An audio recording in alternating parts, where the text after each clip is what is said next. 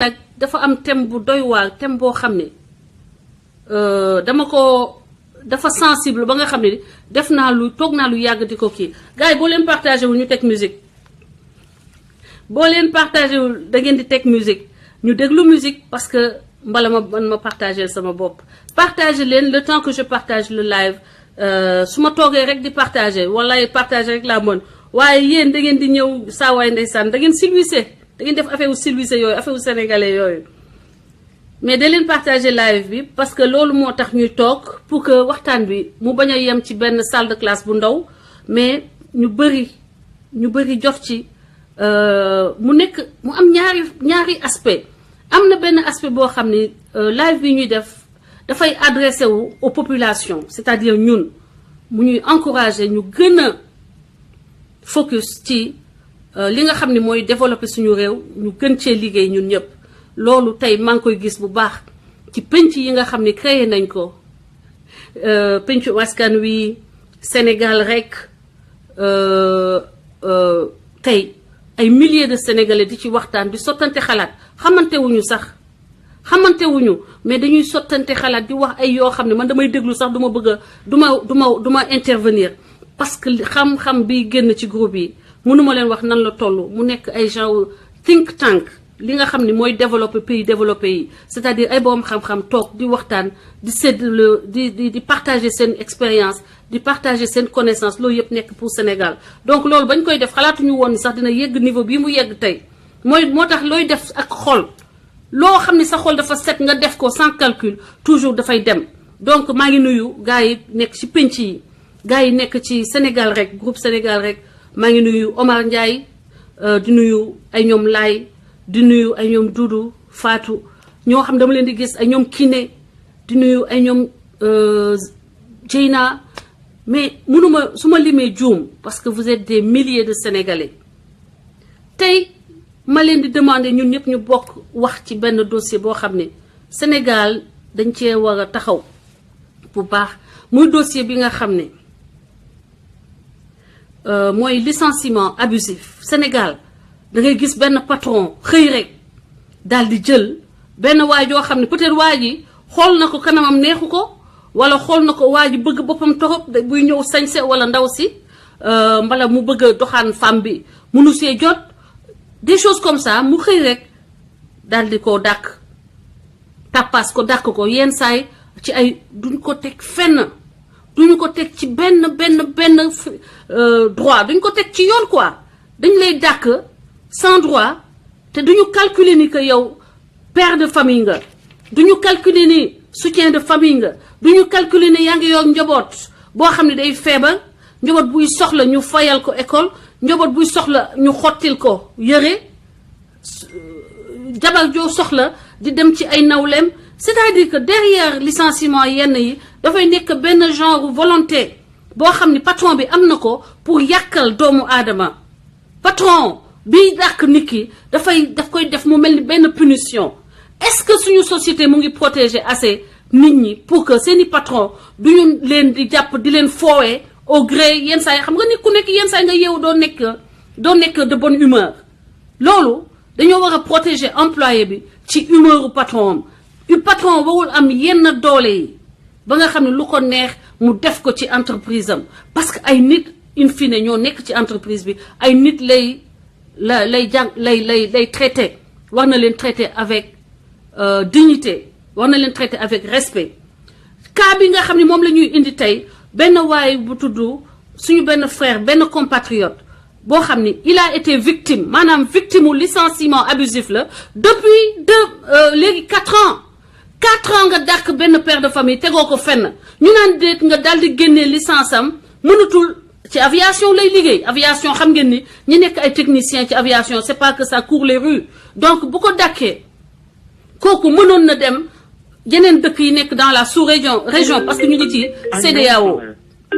ci CEDEAO donc war na mën a jël licence am dem liggéey Gambie wala mu dem liggéey Guinée wala mu dem liggéey Guinée-Bissau wala mu dem beneen dëkk Togo Bénin et cetera Côte d'Ivoire c'est sûr que dina fa am liggéey mais dañ la dàkk ba pare yàq say këyit ba nga xam ni doo mun a dem fenn liggéey dañ lay obligé nga toog Sénégal torox say noon di la retaan sa soxna bu gorewul torop mu dem bala say doom dañuy obligé nekk dans des conditions xam dañuy ñëwee seeni morom te loo xam ne yow mosoo ko nangu da nga mos a teel a jóg di daan sa doole pour tekki léegi tey damay dugal donc suñu invité bi sans tarder bu paree ma ubbi ligne bi parce que xam naa ni c'est pas un cas isolé damay dugal monsieur Al Hassane Sène Al Hassane Hann xaw ma lu tax moo naan ay seen sax te moom suñu gàmmu tukulóor la ma dugal ko poser ko ay questions yu leen di permettre ngeen comprendre dossier bi ngeen comprendre cas bi nu mu demee partager leen vidéo bi balaa ma koo dugal parce que su ma ko dugalee dootuma mën partager sama bopp. Assane Diagne wax leen gars yi ñu partager waaye wax leen gars yi ñu partager wala ma tegal leen partager leen xaaral ma partager kon je vais partager dans sama page yi.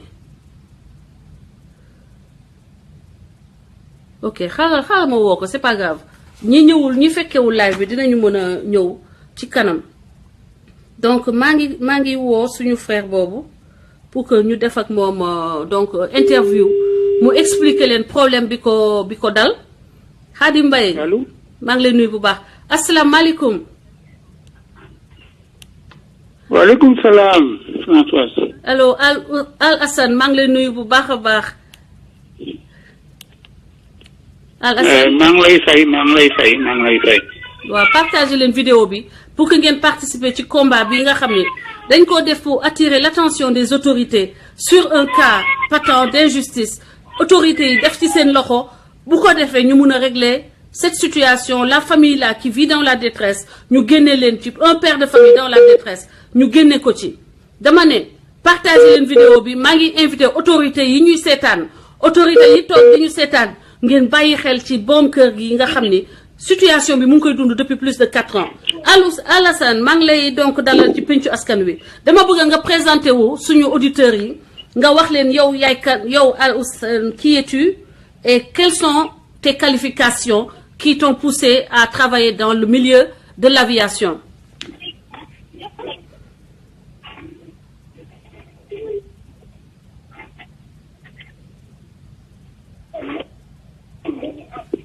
Allô. Allô. oui François. waaw dégg nga sama question. allo. dégg nga question bi ma posé. waaw répété leen ko ma dégg. waaw dama bëgg nga présenter wu suñu auditeur répété. dama bëggoon nga présenter wu suñu auditeur nga wax leen yow yaay kan yow Al Ousseynou qui êtes-vous ak quels sont quel est votre parcours quelles sont vos qualifications. Voilà, merci Françoise. Je crois que vous avez été assez clair. Man maay Al Hassane Hann. Je suis un technicien d'aviation, un technicien avionique, électronicien de l'armée de l'air. Alors, je suis passé par l'Académie royale marocaine d'aviation. Après, bi ma ñibbisee, j'ai travaillé au niveau de l'armée pendant 25 ans. À l'issue, plus de 25 ans à l'issue, le directeur général de la compagnie sénégalaise. waxal wolof boo mënee nag mon frère waxal wolof maximum parce que public bi dafa bëri ñoo xam ne wolof la ñu gën a dégg. waaw kon ma bantuwaat ko ci wolof. waaw man aviation laa bokk. maanaam armée de l'air laa bokkoon. demoon jàngi.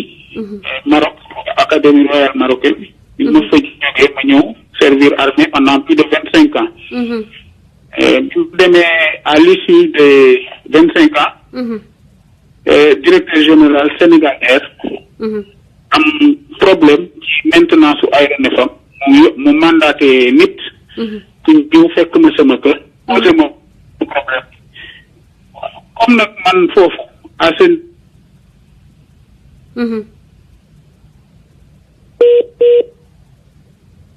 niveau domestique. allo. waaw ñu ngi lay dégg. allo. waaw ñu ngi lay dégg moom monsieur Hann. ñu ngi lay dégg bu baax. voilà donc comme en 1995.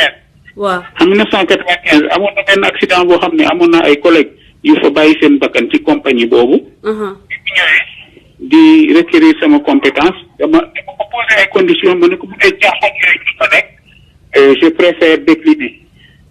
mu ñaan ma ne dans un premier temps kaay dimbale moom accompagné ko pendant 5 mois.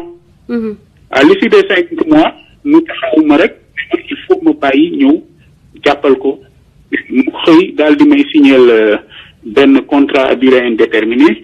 nekk ma chef de maintenance d'affaires RMS. bi ma jëlee loolu ma ne ko léegi mu ne ma dama lay ñaan nga bàyyi arme ma ne ko daal di xaar ma xool signer dama ko ma toog 2 mois. soog a déposer sama demande de résiliation. bi ma déposé demande de résiliation bi sax y a eu des problèmes parce que armée. am na fu nga leen féetewoo. dégg nga il a fallu jàppante ñoom côté sax pour mën a génn ñëw fekk ko foofu. léegi nag man li ma motivé woon rek xam nga ñun nous sommes des nomades. nomadisation la ñuy def. fu ñu gis ñun pratiquement boo nekkee Sénégal di def aviation. Sénégal amul dooley fay ñun du ñu def lu dul di jëriñ askan wi man bi ma demee Sénégal dama gis. ay avions yoo xam ne. tout autour am pratiquement benn technicien bu fa nekk. passagers yi doon embarqué seen sécurité vraiment doyul woon. man ma doon ci jéem a jaamu yàlla waxee ma ñëw. di doon def ligne Dakar Ziguinchor tous les jours. tous les jours ñi daan ñëw xam nañ ma maa leen daan embarqué ñuy dem bu ñëwee bu avion pa ane ma dépanné. ma dawaleeg moom tuuti ma gis caaxaan yi. parce que avion dafa am loo xam ne ñun li ñu jàng. du sax xam-xam ne moo ci ëpp mais mesure de sécurité yi. maanaam noo jeex ba kenn di ko wekk ci kaw. ba pare di ko caaxaane. dëgg la. bi ma gisee loolu ma ne kii nag dama doon daw ci moom ñu ngi fi. ci laa entamé nag campagne ma ne ko léegi yow man da nga ma jox ci responsabilité. mënuma yor responsabilité yi ba pare. yow ngay wër di def lii par exemple su ma jëlee roplaan jël ko. saytu ko ba xam ne lii mënatul a dem. ma jël ko ranger ko ci biir hangar bi. su ma wàccee dem ñibbi xaaju guddi bu amee opportunité mission day woo ay pilote am ñu ñëw génne roplaan bi daal di yëpp. di am na manquement yu bare bari yoo xam ne. finalité bi rek mooy la vie des gens est en danger. et comme man responsable laa woon foofu ma toog di ko seetaan alors ci laa jël nag sama initiative. à 2 mains. ma ñëw wax ak moom parce que compagnie bi. pour ma wax leen gàttal rek amul woon personnel. amul woon pratiquement personnel qualifié. waa ji signé kenn contrat man boo gisee mu signé ma contrat sax c'est parce que daf ma débauché armée xam na ne bu ko def woon mu ñëw. contrat bi sax nekkte ñun armée xam suñuy contrat bi ñun ñoo koy gérer. man bi ma demee ba ci biir laa xam ne contrat bi wuyaa loolu moo ko daaneel tribunal. bi ñu demee ba ma wër wax ba sonn ma cay génn ci laa dem aviation civile ci autorités yi waxtaan ak ñoom ma demee nañ ma booleeg boobu DG ANACIM nekku fi ma fekk fa le secrétaire général ma tegeeg moom waxtaan ak moom ma wax ko ma ne ko kaay leen xool parce que man mënu ma toog fii lii di wéy. après ci la ñu jóg nag dem xool bi ñu ko xoolee. ñëw ne ma saytu nañ ko mais affaire bi continuer ci la am doute. ok bañ ko saytoo monsieur Anne bañ ko saytoo. dama gis ni que li nga doon wax am na mooy ni avion yooyu ils étaient pas aux normes wala dañoo infirmer yow li nga leen wax yow en tant que technicien. non mënuñoo infirmer ñun dañoo confirmer c'est-à-dire saytu bi sax maanaam ñëw nañ xool rek àndut ak ay kayit parce que aviation léppam dafa leer lépp ci ay kayit la. waaw maanaam moom ba ñu ñëwee ba ñu waxee ba pare waa ji mënoon na jël na fi roplaan bi benn yoon warul naaw mu jël ko daal di ko yóbbu Sierra Leone. bi ma toogee ba am na ay cas yu bari yu tegaloo ci sama kanam. waaw comme nag waa ji dafa demoon bi bëgg maa isolé te maa ngi continuer ci responsabilité yi. mënuma démissionné dem jaboot la aw ma feneen fu ma liggéey mënuma yàq sama liggéey noonu ma ne duma fi def aussi Sénégalais di dee sax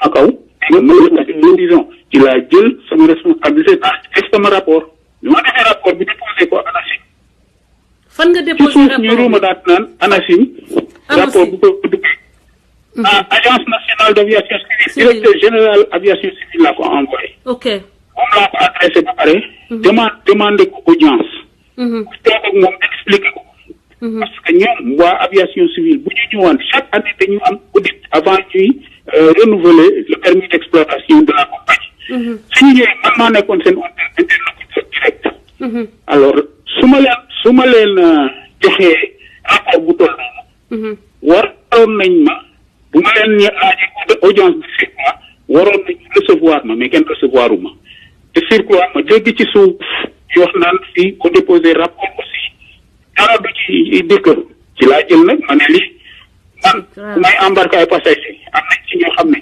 ay autorité lañu très haute autorité man recevoir naa l'ancien DG des ADS Mbaye Ndiaye avion bi daanu géej gi man ak moom gis nañu visite guidée à bord bu mu jëloon ne daf koy def à la disposition Mbaye Ndiaye mel Abdoulaye Wade Mbaye Ndiaye bu APR Mbaye Ndiaye mel na bu Macky Sall Mbaye Ndiaye bu non Mbaye Ndiaye kii bu kii ADS kii comment il s'appelle Mbaye Ndiaye ok aéroport du Sénégal DG aéroport du Sénégal woon ok naaw Abdoulaye Wade ok bi mu ñëwee toog nañu ñu def visite guidée à bord mu jël initiative ne reprendre bi nga xam ne moo daanu tey ne daf koy def à la disposition du président parce que mën na ko defal yenn mission yi booba man xaw ma lu ci ne mais bu ma demee ba xam ne ci ne lu mel noonu ay autorités comme ay opérateurs économiques ñoom Youssou Ndour ak ñoom comment dirais-je nekk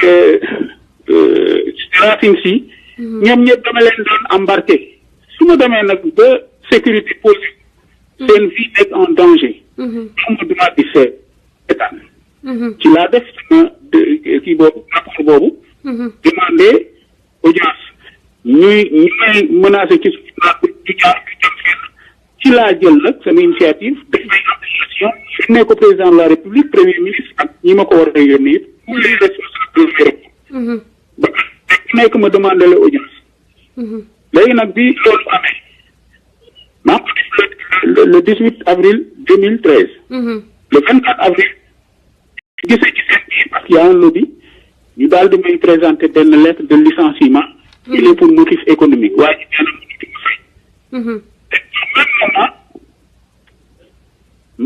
boobu maa ngi dégg ñu ngi naan dafa recruter benn roumain bu war a ñëw disons pratiquement remplacé ma laa jël nag papier yooyu daal di ko yóbbu tribunal jël si huissier de justice ñu constaté parce bi mu àggee tribunal jugé après ñu daal di déclaré licenciement bi abusif alloué ma nag une somme que sama avocat jugé la somme dérisoire bi loolu weesoo ma xam ne ay bakkan nit ñoo nekk ci pot tey suñu système bi dina noo xam ne bu nit taxawul musiba dana am man ci sama bopp acte citoyen daal moo moom kii parce que militaire laa woon moo xam ne da nga daan jël ngànnaay pour aar askan wi du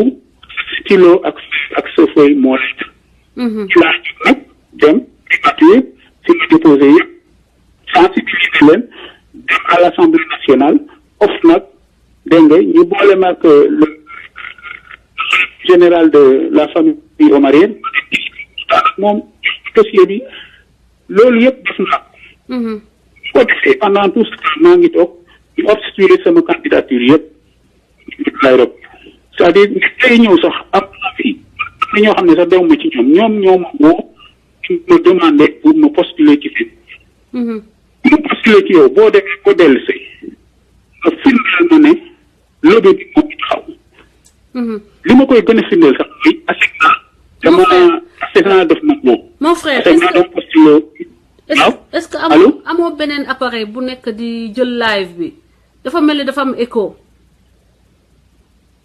bu fekkee ne dafa am beneen téléphone dama doon def mouvement est-ce que ça va. waaw là je t'entends mieux. c'est sama position la peut-être. waaw ok. ça va. waaw ça va mieux. alors léegi nag affect naa woo na ma fii pour ma dem defi entretien d'embauche ñu toog di dégg ko loolu yëpp wone naa ko.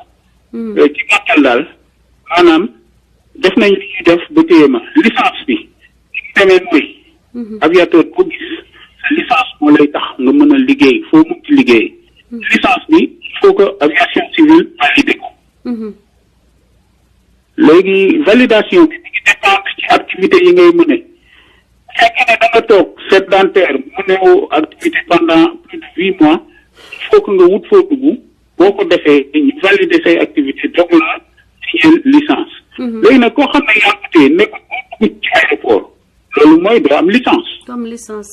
waaw léegi nag man mënuma toog pendant plus de 4 ans fu ne ma dugg sama dossier nekk fu nekk autorité bu ne yer ko xam sensibilité bi bu ñu demee nag ba 5 septembre 2015 avion bi ma doon wax daal di daanu bi mu daanoo député bi nga xam ne moom laa joxoon dossier au niveau de l'Assemblée nationale ngeen tapé internet di ngeen gis turam moom moo jox journaliste RFM yi sama adresse de téléphone bi fekk ma sama kër tàllal ma micro accident am na ba pare il fallait que man ci sama bopp ma justifié wu li ma leen waxee li ma leen di wax ci wax ju gàtt wax ju teggine parce que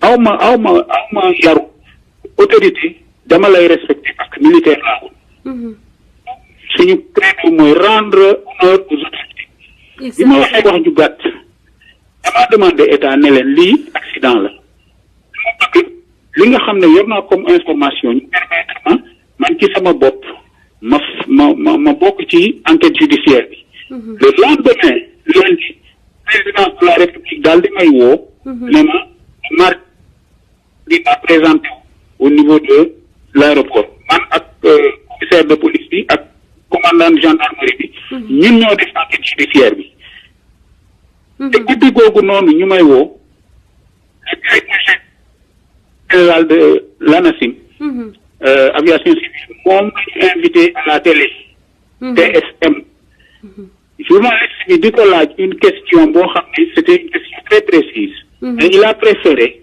mu dérouler question bi tudd sama tur ne man maa saaga président maa saaga premier ministre maa saaga autorité yi bi ma ko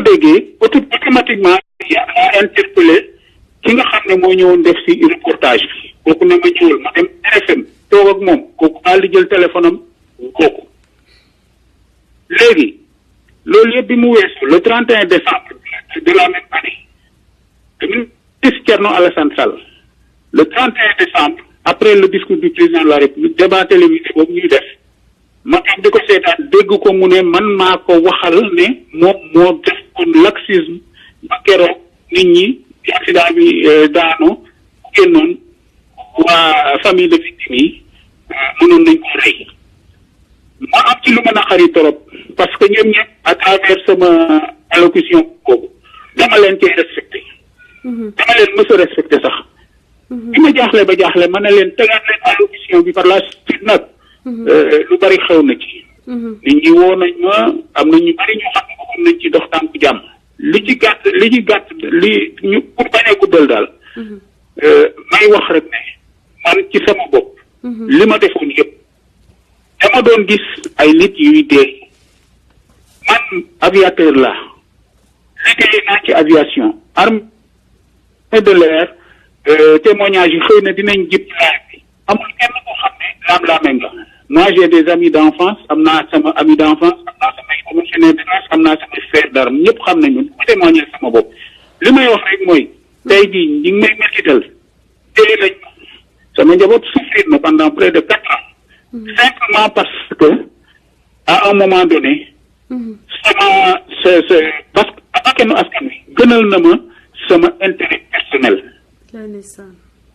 dénoncé naa décrié naa alerté naa te li ma alerté ñi nga xam ne tey jii ñoom ñoo may bundu xatal ñooñu tey jii seen bakkan mënoon naa def ci avion yi boo gisee rapport bi ma def bi ma leen ko joxee ba primature fippu bi ñu fippoo ba envoyé leen demande d'explication rapport boobu la ñu jël transporté wu ci compagnie bi.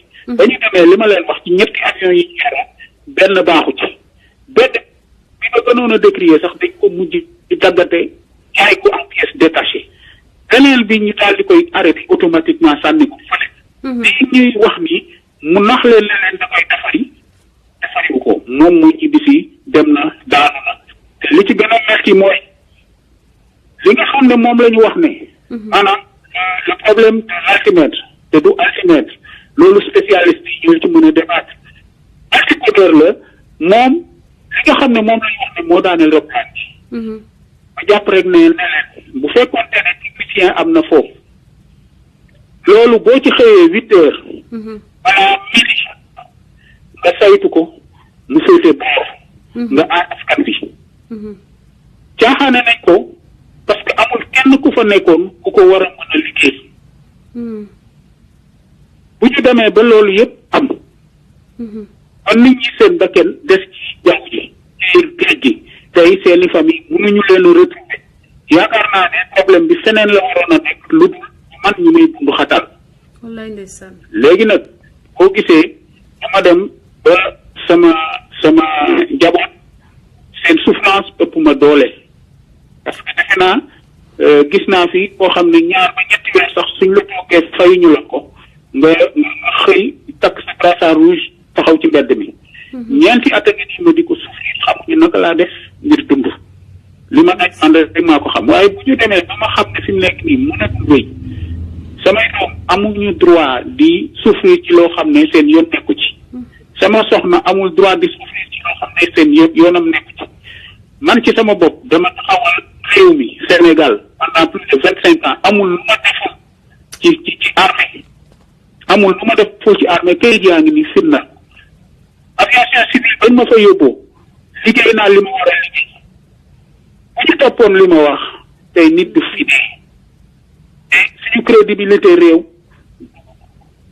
du demee lii ci en matière d'aviation suñu secteur bi dafa feebar ñu war koo toog càmbar ko waxtaane ko lii ci dox nii xeexoo bi ak iñaanante bi ak soxorante bi dafa ci secteur boo xam ne nit ñëpp dañoo waraan booloo nekk benn aviation dafa doy waar roppalaan ñi ci liggéey benn nit sax doyul boo gisee roppalaan bu ne dañoo wàññi xayma ñaata nit ñoo war a capter autour compagnie bi moo fa demoon amul personnel nee naa leen man rek maa fa nekk technicien qualifié en mesure de travailler ñi ci des ñëpp ay retraité la ñu woon ñi ci ëpp amuñu contrat amuñu sax contrat maanaam ci jiwlu leen dara ku ci wax loo war a wax mun bu ko neexee mun na la léegi fekk ma bureau nga fekk fa mun na la génnal bureau bi amal ñu bis bu fi taxawal moom ñooñu ña fa nekkoon dara liyeewu leen nag compagnie bi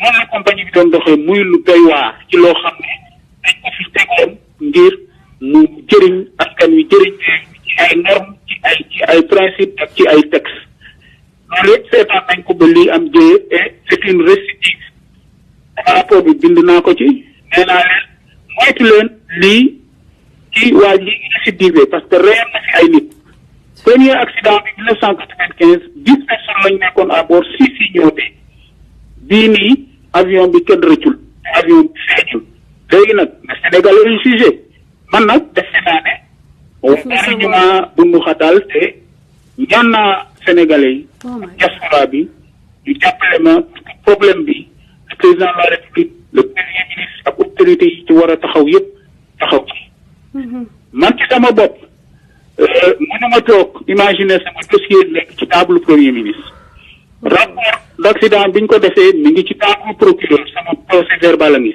mi ngi ci table président de la République ministre des transports aériens recevoir na ma Staffan recevoir njëkk na ma recevoir une fois moom mu dellu si recevoir ma en audience waxtaan mu jël sama dossier jébbal ko ko jël sama bopp yëpp dénk ko kooku bu ma seetaanee ñooñu bu ñu ma seetaanee ba lii am tey Sénégal yaakaar naa ne jiwuma leen loolu waaw bi ma nekkee xale bu ndaw laa jébbal sama bopp réew mi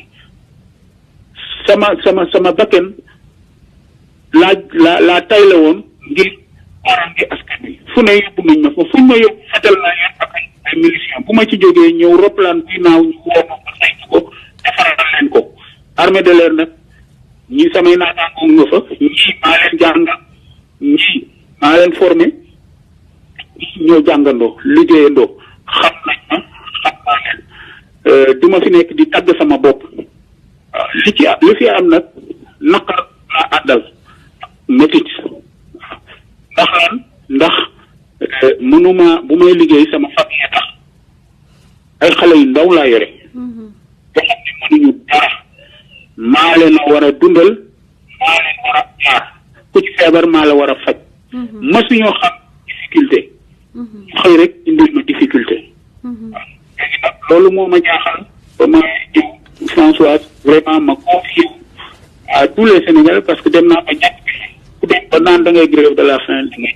ñàkk bi parce que ce président war na la mën a déglu tey yaakaar naa ne président de la République autorité la kilifa la amul sax jotu taxaw di gérer détails yu mel nii moo tax ma koy woo moom ci boppam président de la République ak premier ministre ñoom ñi nga xam ne ay kilifa lañu ci suuf am na lu bari loo xam ne xamuñu ko waxuñu leen ko wala sax amaan na ci seen bopp li ni yëguñu ko mu tax nag ma bëgg ñoom ci seen bopp ñu yëg ko xaw ci parce que Sénégal mérité wul lii lii ci mën a jaar ku ma munti doon Sénégal mérité lu mel nii ñu teewe ngeen suñu secteur d'aviation dafay agoniser compagnie aérienne taxaw sax mënuñu ko fi mu nekk nii suñu ñoom ñëpp a ñuy reetaan léegi nag loolu gàcceel la ci ñi nga xam ne ñu secteur bi rek la ñu xam dañoo jàngi ñu liggéey ba fi mu nekk nii man may wax ak yéen ci 34 ans d'expérience ci aviation 1983 laa dugg école Air Afrique waaw jërëjëf maa ngi leen di jaajëfal yéen ñëpp di leen sant. Ok mon frère Assane Hann donc du ma la retenir dama amoon naa ay question mais benn question rek laa lay poser gis nga j'avais préparé une tonne de questions j'ai travaillé sur ça hier pour te poser des questions. waaw mais je ne veux pas.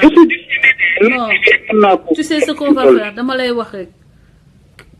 waaw lan nga bëgg a ñaan monsieur le président de la République Macky Sall lan nga bëgg a ñaan le responsable actuel tu peux citer nommément ceux qui sont en mesure aujourd'hui de prendre des mesures concrètes, pratiques pour changer cet état de fait parce que cet état de fait naît d'une anomalie mbokk yi il faut ñu wax ko état de fait bi ça naît d'une anomalie mooy lan kii c'est un li ñuy wax en anglais whistleblower c'est-à-dire que c'est quelqu'un qui a vu une situation bu grave boo xam ni mën na faat ay bakkanu sénégalais mu préférer sacrifier sa personne pour que loolu ñu bañ koo bàyyi muy law ba mu mën a faat ay nit jël avion yu daanu wala ay nit dee il a fait il faut patriote la def alors au lieu d'encourager ce genre de personnes au lieu de rendre ce genre de personnes ñu jox leen promotion parce que c'est des gens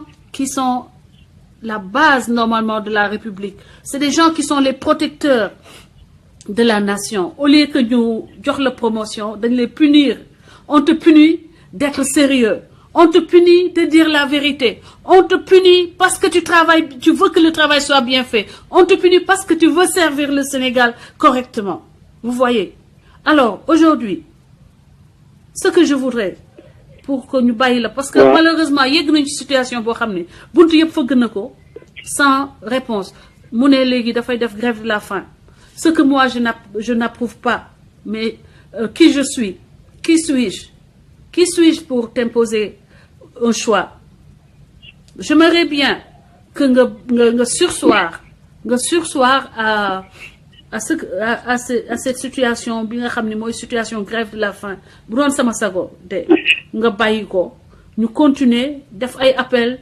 o ay ñoo xam ni vraiment ñu ngi ci wetu Macky Sall te vraiment ay nit ñoo xam ni la xam nañu ni ñu am yërmande lañu démb sama poste gis nga tage naa ci ay ñoom ñi nga xam ne ñu ngi ci réseaux sociaux yi te jege Marème Faye jege Macky Sall ku mel ni Cheikh Abdoul Aziz Mbaye ministre conseiller la ku mel ni Zap Lamtoro Sall day nekk ci réseau yi te xam naa ni bëgg na Macky Sall jege na Macky Sall tage naa ci koo xam ku mel ni Patrice Sané duma leen mus a tage pour man sama soxla bopp mais su ma gisee loo xam ni sénégalais bu nekk dans l'urgence sénégalais boo xam ni dafa soxla ñu taxawu ko ci saa si dinaa leen tage duma ci xool sama orgueil duma ci xool man sama différence d'opinion entre man ak le chef de l'État ou ceux qui sont au pouvoir ma leen di wax ni lii c'est une urgence monsieur le président waruñu mën a sanctionner un Sénégalais parce qu'il veut servir son pays parce qu'il respecte l'éthique les règles éthiques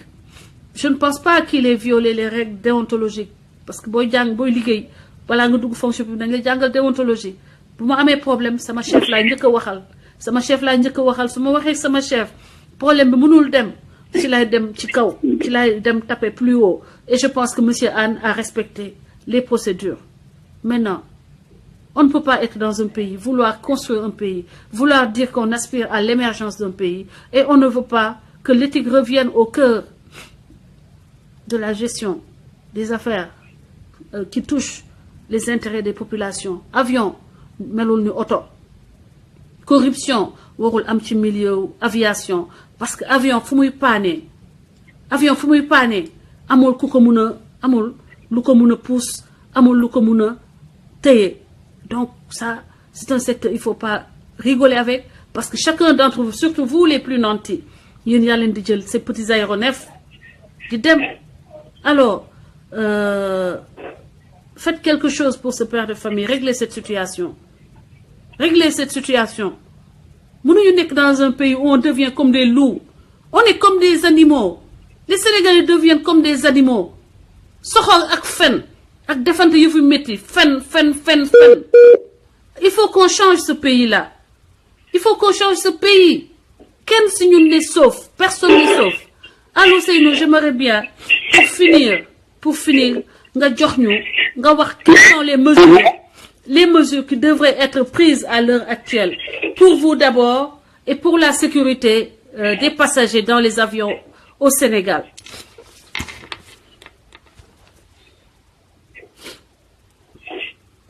Pour ma personne man damay wax samay yi nga xam ne yaa doon liggéeyandool ñii ñu ngi foofu États-Unis fu ne ñu nga fa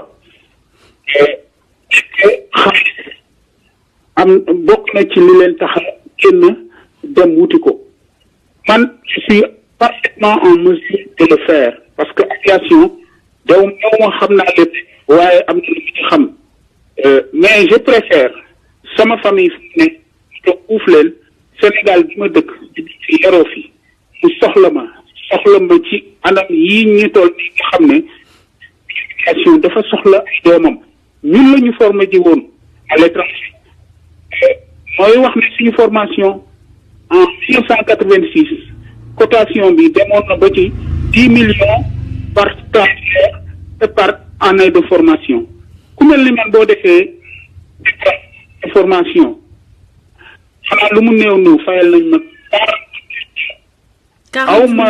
aw ma xolu taxaw man damay privilégier keneen armée de l'air bugg si mu nekk boo gisee ma jógee ci sax anam yi ma ci jógee neexuma woon mais carrière laa fa bëggoon jóge naa fa nag ñëw naa aviation ci dal na ma may ñaan nag président de la république dossier bi fi mu toll nii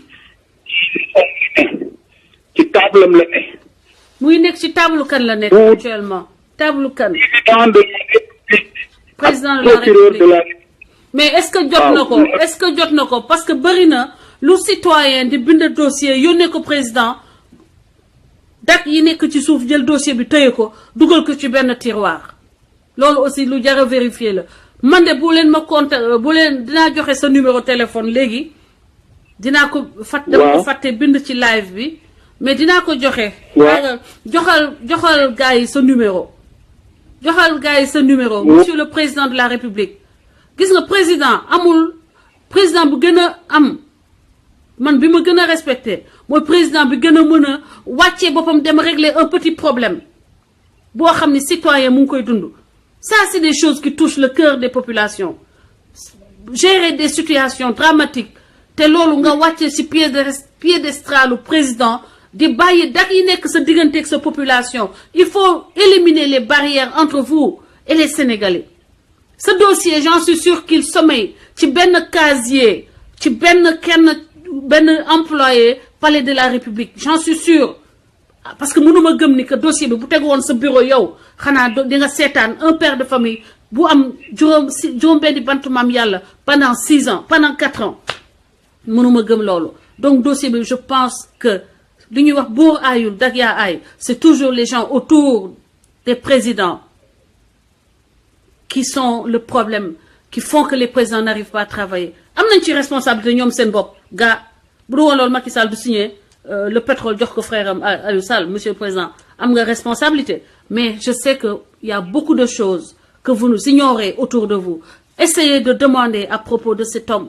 Aidez-le et faites en sorte qu'à la fin la somme de vos bonnes actions soit supérieure à la somme de ce que l'on peut vous reprocher. Donc monsieur Anne ba ma dernier suñu maa ngi fàttaliku waxtaan nañu ay quelques mois en arrière ma ni la del yóbbuwaat dossier bi parce que mën na nekk ñu dugal ko ci ay tiroir. Utilise tous les moyens possibles yenn saa yi nga yónni courrier doo def monsieur le président de la République monsieur Macky Sall bind adresse au palais bi adresse postale au palais bi dégg naa loolu moyen pour jot président de la République la parce que boo nee monsieur président de la République day jaar ci protocole bi te waa protocole bi ñu ci bëri seen bopp lañ fa nekkal xam nga fi may waxee. Donc je pense nañu continuer xeex bi comme aujourd'hui on a des milliers de compatriotes qui sont dans la diaspora qui nañu mobiliser wu xeex bi sans que mu nekk ci anam yooyu nga xam ne moom nga engagé wu te mu nekk anam yoo xam ne mën na porter atteinte à ta santé mën na porter atteinte à ton intégrité physique et à l'intégrité de l'unité de ta famille. Tes enfants ont besoin de toi. C'est certainement il y a des enfants très jeunes qui ont besoin de toi. Ton épouse a besoin de toi. Please, réfléchis. Essaie de laisser ça. Et puis on donne le numéro. Attendez que je vous donne le numéro, chers amis.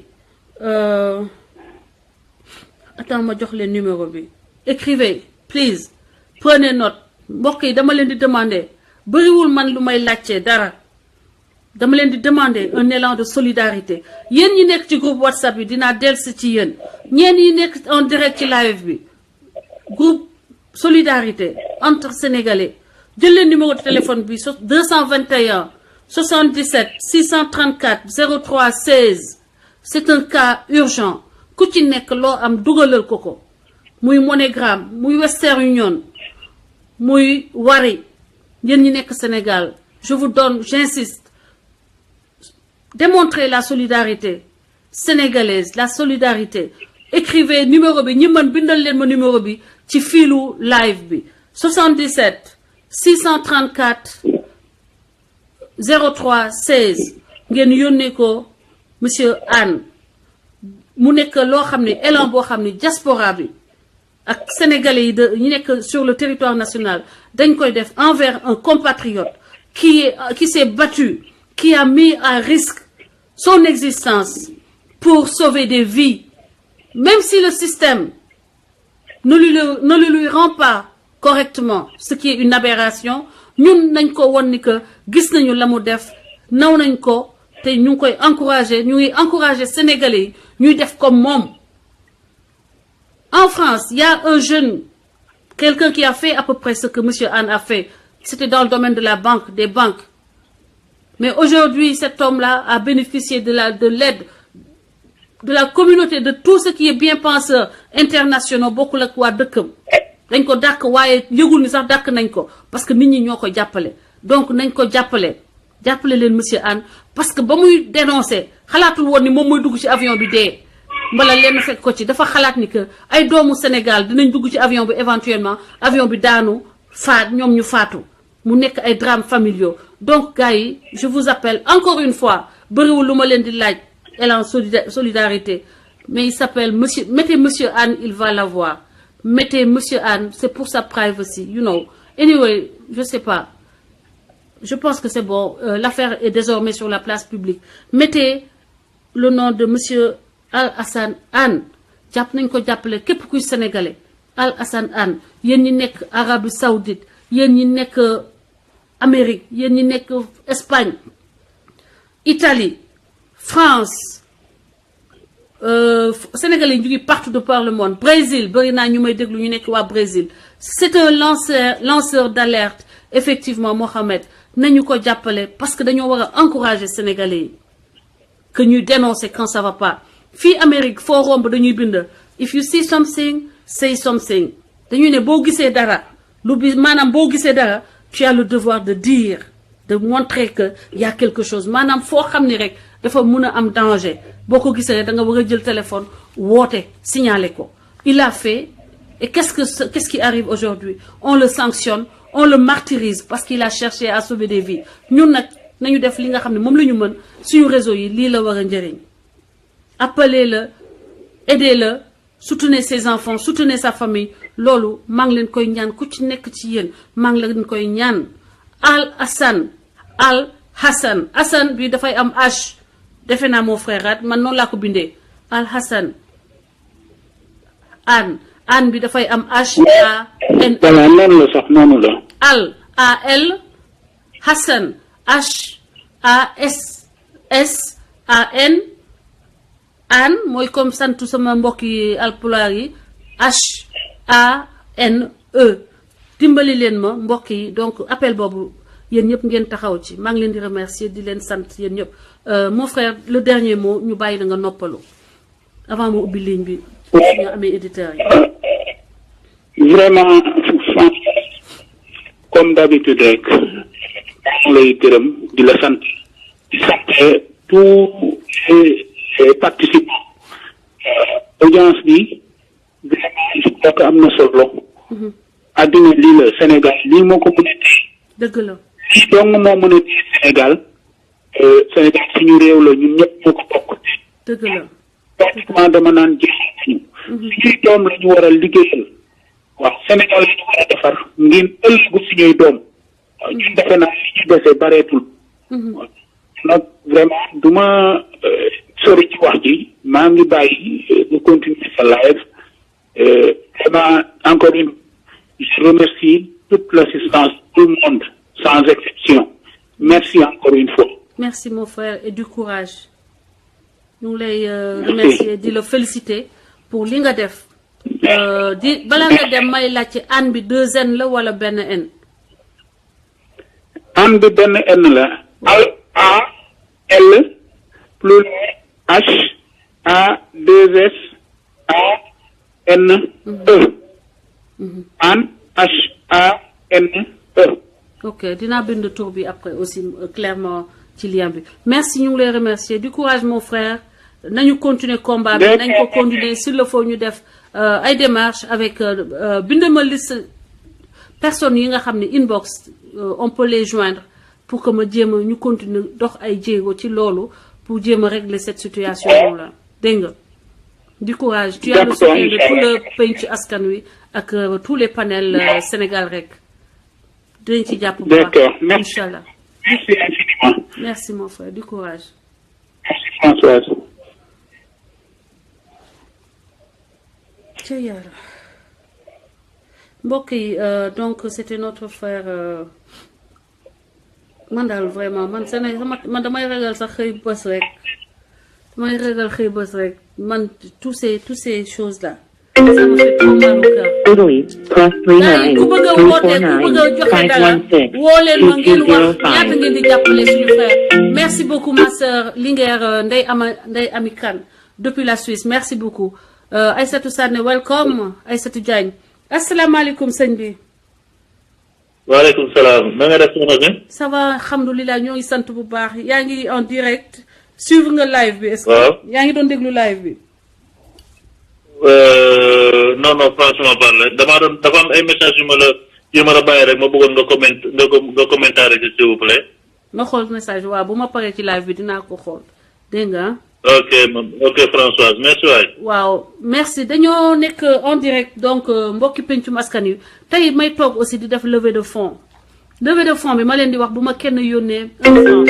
Madam Boss, WhatsApp ak yéen audio. du ma recevoir ndax damaa bëri noonu te foo xam ne laaluma 1 franc dañ may jiiñ maa ngi lekk ay millions massa bu ma joxee xaalis sama loxo donc bëgg naa ngeen woote wax ma ñaata ngeen di jox monsieur Ba asalaamaaleykum monsieur Anne. asalaamaaleykum madame Ba. madame waaw Françoise maa ngi leen di nuyu. ñu ngi lay fay bu baax. Françoise di la ñaanal ci action sociale bi ngay def nii. jërëjëf madame Ba merci beaucoup. waaw parce que nii la bu ñu bëggee développer suñu dëkk bu ñu bëggee améliorer suñu dëkk fii lañ ko war a commencer. dëgg la merci beaucoup merci madame. waaw parce que l'union fait la force. dëgg la. te lii ko dal lii mën na dal sénégalais bu nekk. dëgg la madame dëgg la. te bare na sax ay sénégalais yu mu dal soit ci seen santé wala mu dal ci seen liggéeyukaay te mënaguñoo jot ci yow. dëgg la madame. waaye bu ñu ko jàppoon nii dana am amélioration bu mag te Sénégal. dëgg la incha allah. problème bi nekk problème bu may nuyu suñu càmmiñ bi génn Alxasan. oh y a son fils qui est en ligne. Ndeysaan. nee na je suis son fils aîné depuis la France je vous demande de l'aider de l'accompagner dans son combat. Ndeysaan. On vit dans un monde très difficile et vraiment je suis souffrant de voir mon père dans un état comme celui-ci. Force à vous et vraiment que Dieu nous aide à sortir de cette situation. Mon Dieu. Du courage Djibril. Du courage taxawal bu baax taxaw you know fils aîné yaay deuxième pape. Sache que nous sommes avec vous dans ce combat, nous allons vous accompagner, nous allons faire tout ce qu'on peut. Pour sauver yàlla saa yu ma defee live dinaa demander les gens appel à contribution comme ni ma ko ubbee ni léegi appel à contribution pour un vaillant Sénégalais qui a sauvé des vies certainement, qui a sauvé des vies et qui continuera à sauver des vies si jamais l'État le suit dans sa dynamique parce que dynamique sécurité civile ci la nekk parce que sécurité civile waroo xaar ba catastrophe am rek nga ñëw di joxe ay chèques da ngay def. il vaut mieux prévenir que guérir c'est ce qu'il a fait il ne doit pas être sanctionné pour cela madame Ba maa ngi lay delloo la parole et bravo à toi. waaw soit tu peux être fier de ton papa Djibril bravo. parce que médecin prélam moom mën naa man dama kontaan tey ci li nga def nii joxe numéro téléphone am bii jox ko nit ñi pour ñëpp jàppale ko. waaw gaa loolu te sénégalais yi def man dama leen nawloo parce que man ñi ma gis mooy pare nañu pour jàppale pour defar suñu dëkk. incha waaw gaa dëgg la. te lii du lu ndaw parce que moom il voulait sauver des sénégalais des citoyens yuy jël avion. effectivement. ba pare il était l'homme qu'il faut à la place qu'il faut te joxuñu ko respect bi nga xam ni moom la mérité. te borom te patron ki moom avion bi moom dafa defe ni Njaga Njaay la yor Njaga Njaay. du njëg loolu mooy problème bi c'est ça le problème. moom dafa defe ni Njaga Njaay la yor ndax Njaga Njaay mën naa paan ngay kalang-kalangeen moom ba fu mu yem neex. moo tax nit ki bu demee loolu moo ñu wutale ni weex ñi nga xamee ni dañ leen di xas bés bu ne am nañu ay qualité yoo xam ne ñun nit ku ñuul dafa mel ni qualité yooyu dañ koy bañ. mooy yow yàlla da lay xéewale nga mën a indi avion te xamoo li nga yor lu mu doon luy yëg ci kaw te dara téyewu ko. dëgg. waaye waa ji de billaay bu ko jinne jàppee du say. parce que yow luy yëg ci kaw te dara téyewu ko kii lii rek la mën lii la jàpp mu ne la lii baaxul lii am na lu ci manqué moo ta dem ngay yor ba guddi bàyyi ba guddi ngay jëli say pilote muy yëg ci billaay waa ji moo ñeme yàlla. je te jure merci Mohamed. kii moo ñeme yàlla dëgg kii mooy ignorant.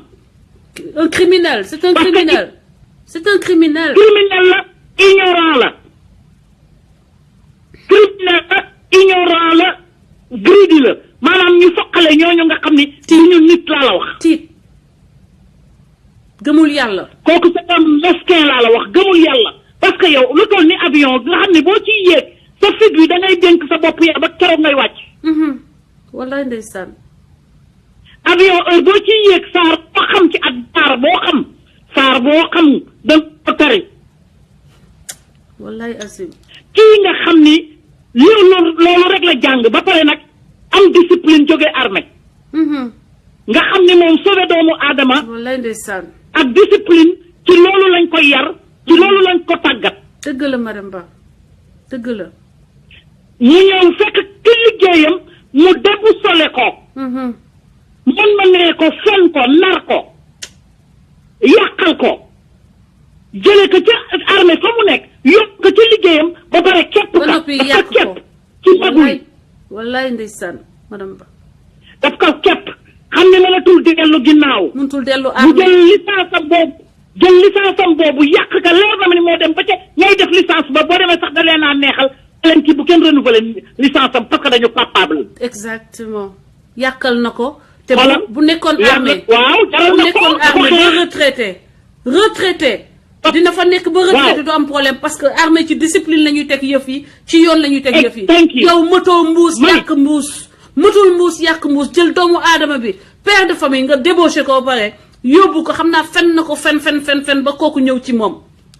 léegi Loolu la xoolal, def. noo mujjee ak nit ki loolu la def vous êtes des tueurs. parce que dàqal ndax kii ñoo ko déggee Vous êtes ko bu des tueurs. ko yi woon armée rek la xam mën na fa kay ba retraité ci jàmmam ak am lii métti na ma.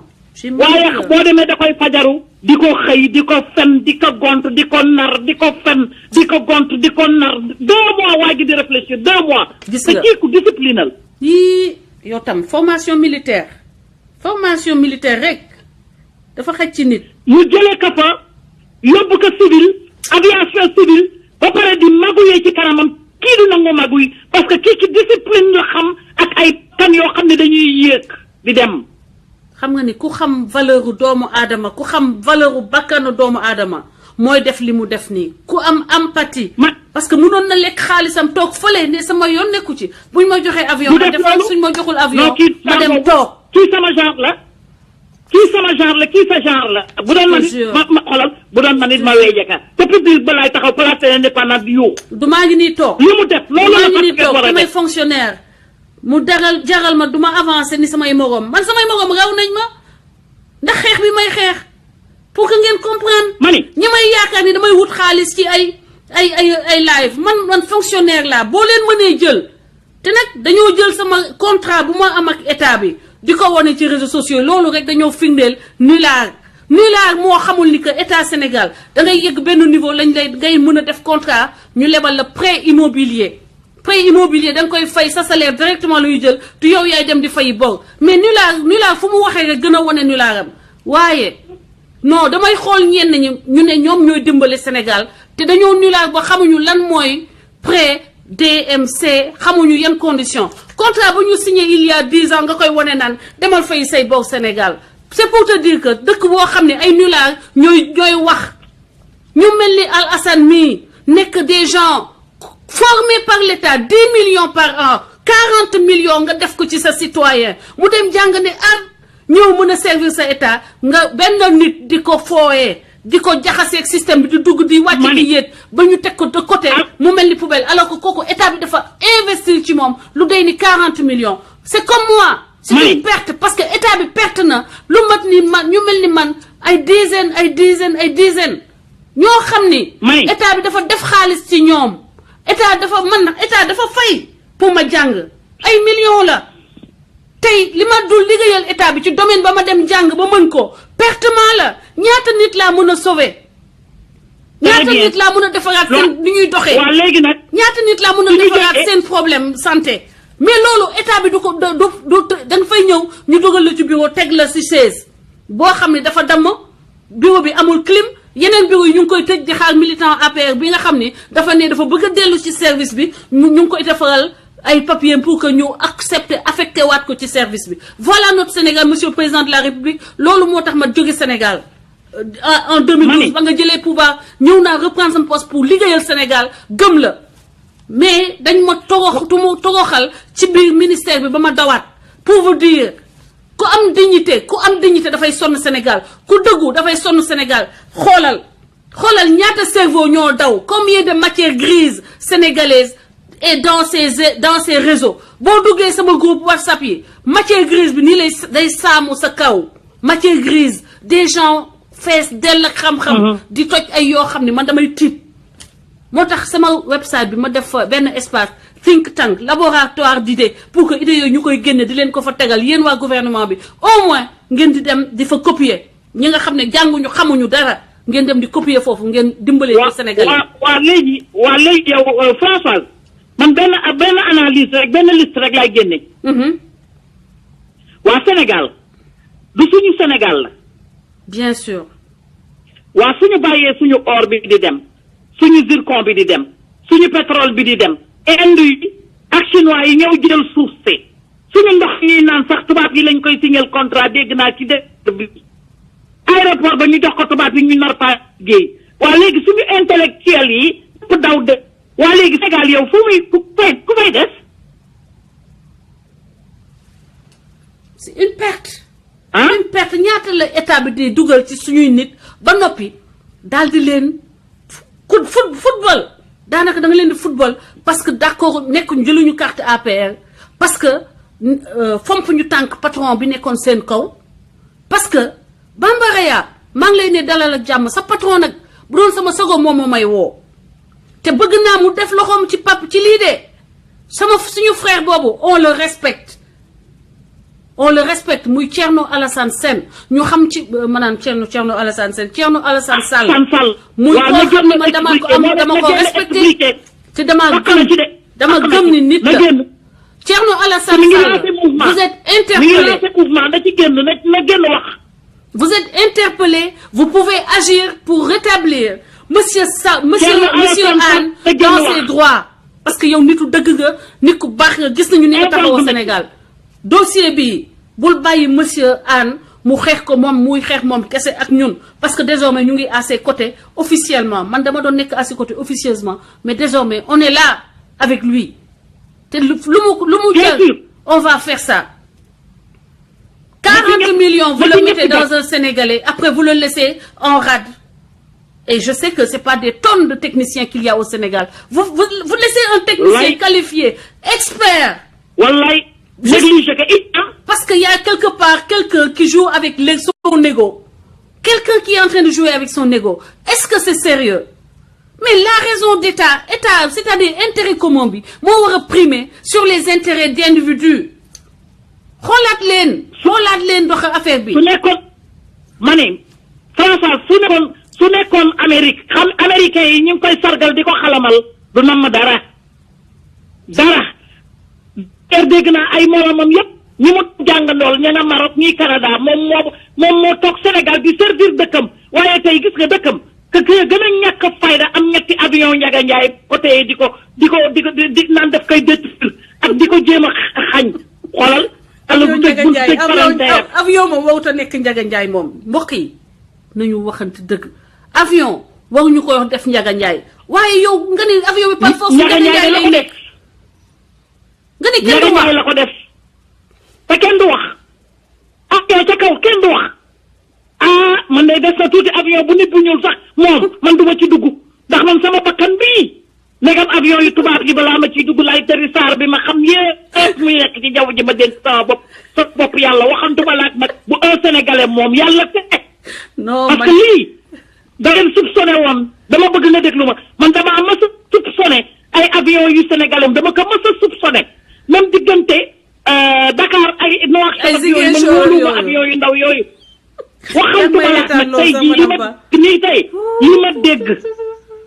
li ma dégg Sénégal ñun nit ñi ñuul war nañu jogaat suñu bopp de nan nga téye avion di ko jàpp comme Ndiaga Ndiaye waa ji nee na avion yi dafa paan dafa am lu ci manqué nga bàyyi ba xaaja guddi nga indi sa pilote muy jot kaw tey am nañu dee ci biir waa ji di ko wax nga ni yow lu tax di ko wax dinaa la toroxal dinaa la détruire waroo ko wax. loolu de moo am. waroo ko wax. avion da koy xoolal dañu lay rey ba pare dañu lay rey parce que ñooñu ca dee xam nañu ay erreur lañu léegi nag waa ji la ñu bëgg détruire bu doon seen sago waa ji sax dee du ko nettali. madame Ba non bu doon seen sago waa ji du ko nettali. Al Assane damaa bëgg nga déglu ma bu baax nga taxaw nga dëgër te xam ni yàlla ak yonent bi mu xoolal dina la jàppale incha allah te tey jii ñoo nga ci sa jigéen ku baax yow yal na la fi yàlla bàyyi ñuy nekk ci la yàlla nañu fi yàlla bàyyi ñuy solidaire képp ku am jafe-jafe bu mel noonu Sénégal ñu nar laa toroxal nga ñëw ci live bi ñu jàppale la. parce que Sénégal en attendant ñu defar suñu dëkk.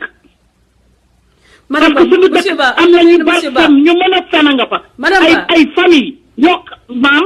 monsieur Ba am na benn monsieur Ba bu nekk ci live bi nee na Diallo ñi sant Diallo ñu ngi lay déglu te yaa ngi salit ni ngay wax ne boo duggee avion da ngay tari sama xol tari sa waaw avion lu ko teye yow wax ma avion lu ko teye yow boo xasee ba yëg rek dencal sa bopp yàlla.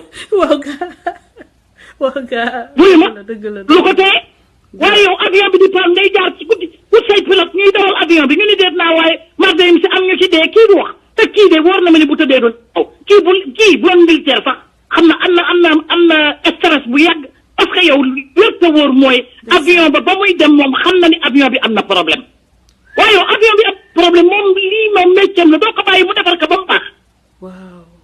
waaw léegi yow problème bi am kii di wax nga ne yow lu tax muy wax man dinaa la détruire daf ko jéem a détruire bañ a defaraat licence am boobu nañ ko defaral nañ ko juróom benn bant la am te doomam ak jabaram ci moom la yaakaar. sénégalais la comme ñëpp en attendant nag ñuy defar licence bi naka sénégalais yëpp ñi may déglu. képp ku lu waay am bul xeeb dara. jëlee téléphone am nga woo ko mu am ci lu mu téye ba defaraat addinaam di xaar am yàllaay buur ñàkk yàllaay buur. madame Ba suñu borom lu jot yomb. madame Ba. waaw dama lay may nga naan ndox tuuti yaa ngi dellusiwaat man maa lay woo. bul wax dara sama xol dafa jeex. gis naa sama xol dafa jeex xam nga dama la vraiment sama xol dafa jeex. I know. sama xol dafa jeex. I know gis nga ko am na xol yoo xam ne bu la ko yàlla joxe rek da ngay sonn man sama xol moo ma sonal madame Ba mi itam xol ma ko sonal c'est-à-dire doo mun a supporter gis nit ku am problème doo mun a gis nit mu nekk ci ay da ngay baax ba ñu jàppe ne nag nooy neex nga. te fekk gaynde nga nag dangaa toog rek xam yow sa capacité dangay gaynde xam nga dafa xam dooleem moo tax bu ay kii animaux yu ndaw yooyu ñëw di foog moom dangay bàyyi doo yëngu waaye gars yi nag dangay toog noonu rek ñu jàpp ni que da nga nooy madame Bay noonu la mel merci beaucoup en tout cas pour cette intervention bu ci kanamee dinaa la waat nga dugg mbokk yi di leen wax ni boo leen ma wooyee defal leen ko virement defal leen ma promesse la ma defoon laa bëgg a defaat promesse ngeen bu leen ma ko yónni nag yónnee leen ko moom directement kii woote maa ngi jéggalu Cheikh Sidiya mun nga woote Cheikh Sidiya Diop kii woote xoolal yónnee leen Al Hassan directement seeni contribution maa leen koy laaj man Françoise te xam nga ne du ma yëngu ci yëfu caaxaan lii man maa leen ko laaj yónnee leen ko directement bu ma kenn yónnee 1 centime comme nam leen ko doon waxee rek bu ma kenn yónnee centime yónnee leen lépp ci directement ci Al Hassan ndax da koo soxla dañ koy jàppale parce que patriote la whistleblower la jàppale na Sénégal looloo ko indil problème tey waaw asalaamaaleykum. aleykum salaam sister na def. maa ngi fi mon frère na nga def mbaa yaa ngi ci jàmm. maa ngi ci jàmm alhamdulilah maa ngi wootee Paris man la Sada Sy. Sada Sy maa ngi bind tur bi Sada. maa ngi lay nuyu di la béggee. waaw en fait il y a un problème au Sénégal. oui problème bi mooy. oui. suñu bëggee avancer il faut que ñu bàyyi xel ci respect de la dignité humaine. merci parce que il faut que ñu am benn système boo xam ne. day cëral doomu aadama teg ko au-dessus de tout. bañ a traité doomu aadama ko bàyyi ma. parce que gis nañu fii bateau lu Joola bi fi amoon. problème yooyu rek négligence kese condition de sécurité ak condition humaine. dëgg la léegi nag cas bi amatina te boo xoolee bu ci biir a biir. toujours c'est une mission de sécurité parce que. dañuy fonk ñu dund doomu aadama fonk ñu bakkanu doomu aadama. dëgg la même problème bu amoon ci hôpital bi keroog loolu la fonk ñu bakkanu doomu aadama. il faut que ñun sénégalais. ñu jël cëral bakkanu doomu aadama et on place l'être humain au cœur du dispositif ñu def vie on traite la vie humaine comme quelque chose de sacré loolu mooy tax ñu avancer mais tant que ñu ngi fooyee bakkan chaque fois dañuy fu ñu dem dañuy traiter comme ay bàyyi parce que cëral ñu nit da ngay cëral nit te système day créer ay conditions yoo xam ne dina mën a tax ba ku nekk mën a dund avec dignité. C'est important parce que kii peut-être il nous sauve dans second bateau le Joola aérien non c'est juste ça tu vois donc kii man ma rafetlu li mu wax et puis di ko ñaan rek mu bàyyi grève de la faim bi quoi ñu xool comment on va faire si fan yi néew ñu mobiliser benn dispositif. ñun tamit on va faire le maximum de bruit. Merci. Voilà pour cas bi régler quoi. merci beaucoup Sada jàpp leen ci voilà yéen parce ñëpp. que grève de la faim namuñu ko ci moom. nañu may rek tuuti battement nañu may tuuti ñu mobiliser équipe yëpp voilà. merci beaucoup Sada Sada li may man je fonctionne sur le principe de l'éclatement du leadership kenn du ko téye ci yow nga ne yëpp lépp man maa koy may contrôler